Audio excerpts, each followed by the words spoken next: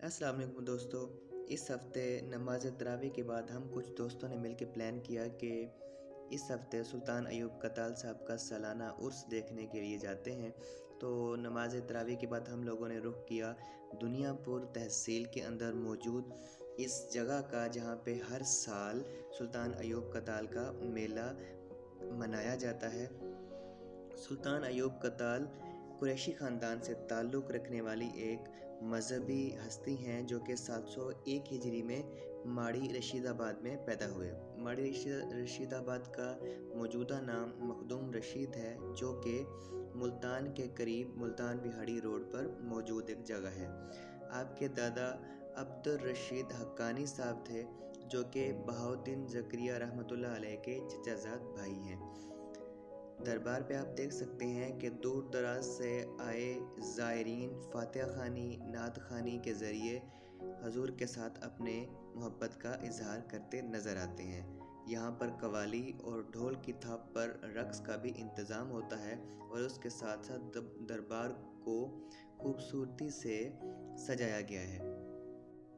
दरबार पर ये सब मनाज़िर देखने के बाद हम लोगों ने रुख किया दरबार से बाहर, और दरबार के साथ ही पतली सी गली थी जिससे गुज़रते हुए हम लोग दरबार से बाहर आए। और यहाँ पे लेफ़्ट और राइट दोनों साइड पे छोटी बड़ी दुकानें थीं, जहाँ पे लोग अपनी चीज़ें जो है वो फ़रोख्त कर रहे थे। यहाँ पे कुछ तबर्रक की दुकानें भी थी और कुछ बच्चों के लिए या बड़ों के लिए अंगूठियाँ थी, मुख्तलिफ़ फ़िरोज़े जो भी वो होते हैं पत्थर वगैरह उनसे बनी अंगूठियाँ थी। बच्चों के लिए खाने का सामान था। यहाँ पे तस्वीरें खिंचवाने के लिए भी इंतज़ाम किया गया था। और इससे थोड़ा सा पास करके जो है मुख्तलिफ़ तरह के झूले भी लगाए गए थे। इनमें सबसे सबसे ज़्यादा झूले थे वो कश्तियाँ थी, 3 से 4 आई थिंक थी। और छोटे बच्चों के लिए यहाँ पे ट्रेन भी थी, जो इतनी ज़्यादा बड़ी तो नहीं थी, लेकिन फिर भी बच्चों की खुशी के लिए वो ऑलमोस्ट काफ़ी थी। इसके साथ ही लकी रानी सर्किस का भी इंतज़ाम किया गया था। सबसे ज़्यादा महसूस होने वाली जो चीज़ थी वो यहाँ पे कश्तियाँ थीं, क्योंकि इन पे काफ़ी ज़्यादा रश था। लोग जुग दर जुग इनकी टिकट्स लेकर इस पे सवार हो रहे थे। और उसका एक फ़ायदा ये भी था कि चूँकि ये काफ़ी ऊंचाई तक चल रही थी, तो जो भी उसमें सवार हो रहा था वो मेले को एक ऊपरली नज़र से भी देख रहा था। यहाँ पर 2 कश्तियाँ जो है वो बिल्कुल एक दूसरे के साथ साथ लगाई गई थी। दूर से देखने पर ऐसे महसूस होता था जैसे कि ये आपस में अभी टकरा जाएंगी, लेकिन इनका ज़ाविया इस तरह का सेट किया गया था कि ये दूर से तो ऐसी नज़र आ रही थी, लेकिन अगर करीब से जाकर देखते तो इनमें काफ़ी ज़्यादा फासला था। इसमें हम लोगों ने सवारी भी की थी, लेकिन अभी के लिए जो है वो ये सब कुछ जो है हम दूर खड़े होकर एंजॉय कर रहे हैं। लेकिन एहसासात ऐसे थे कि यूँ ही फील हो रहा था कि हम लोग उसके अंदर सवार हैं और ये सारी जो एंजॉयमेंट है वो हम रियल टाइम में महसूस कर रहे हैं।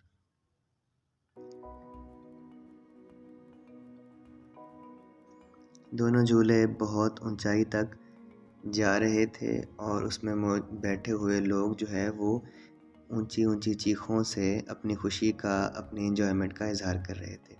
लेफ़्ट साइड पे एक और भी कश्ती लगी हुई थी और इसके साथ ही मौत का कुआं भी था, जिसमें फ़नकार जो है वो कुएं की दीवारों पर गाड़ी और बाइक चलाकर अपने फ़न का मुजाहरा कर रहे थे।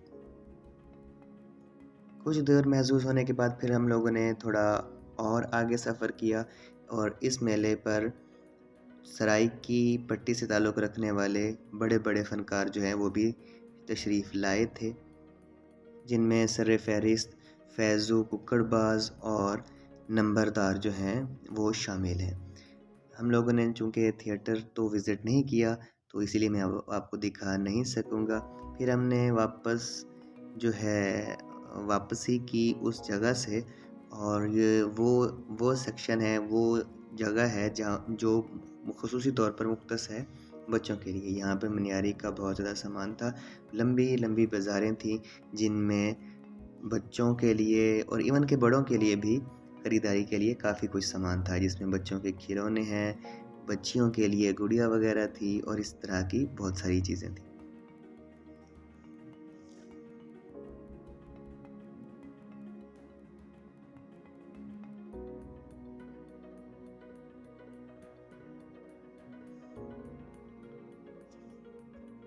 مٹی سے بنے ہوئے برتن یہاں پہ سب لوگوں کی توجہ کا مرکز بنے ہوئے تھے اور ان کو اتنی خوبصورتی سے بنایا گیا تھا کہ کوئی بھی دیکھنے والا ان کو خریدے بغیر رہ نہیں سکتا تھا. بچوں کے کھلونے اور جو گڑیا وغیرہ ہیں اور جو مختلف چیزیں ہوتی ہیں جس طرح کے کلپس وغیرہ، تو ان دکانوں پر کافی زیادہ رش تھا. لیکن اب بھی رات کی وجہ سے کچھ ویژول میں تھوڑا سا فرق آ سکتا ہے.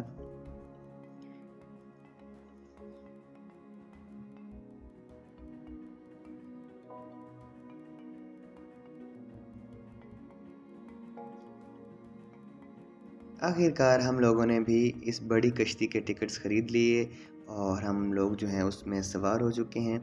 سوار ہونے کے بعد یہاں پہ لڑائی ہو رہی تھی سیٹ کے لیے. کچھ لوگ کہہ رہے تھے کہ ہم نے درمیان میں بیٹھنا ہے اور کچھ ہمارے ساتھی وہ چاہتے تھے کہ وہ کشتی کے کناروں والی سیٹوں پہ جائیں تاکہ وہ زیادہ لطف اندوز ہو سکیں. تو کچھ ہی دیر میں یہ کشتی سٹارٹ ہونے والی ہے اور کشتی کے اندر لائیو جو ہے انجوائمنٹ میں آپ کو دکھاؤں گا.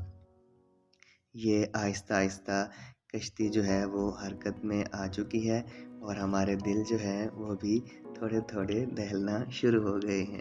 یہاں پہ اور بھی کافی سارے لوگ تھے. سب لوگ جو ہے وہ بہت زیادہ انجوائے کر رہے تھے.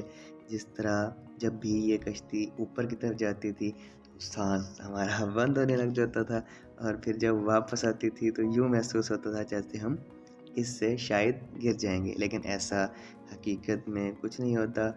یہ جسٹ انجوائمنٹ کا ایک ذریعہ تھا اور ہم نے اس کو بہت زیادہ انجوائے کیا.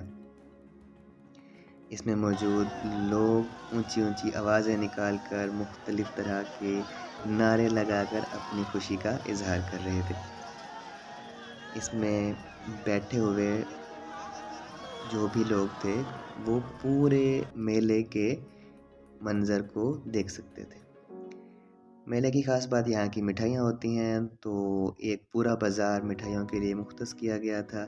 اس میں مختلف طرح کی مٹھائیاں تھیں اور چراغاں کا بھی خصوصی طور پر انتظام تھا. لوگ اپنے گھروں کے لیے اپنے بچوں کے لیے یہ سب خریداری کرتے نظر آ رہے تھے. ابھی رات کے تقریباً کوئی 2 سے 3 بج چکے ہیں لیکن پھر بھی لوگوں کا آنا جانا ابھی تک جاری ہے. سب سے آخر پر یہ وہ سارے لوگ ہیں، وہ ساری ٹیم ہے جو مل کر یہ میلہ انجوائے کرنے گئی تھی اور میں ان سب کو اپنی طرف سے بہت زیادہ تھینک یو کہنا چاہتا ہوں.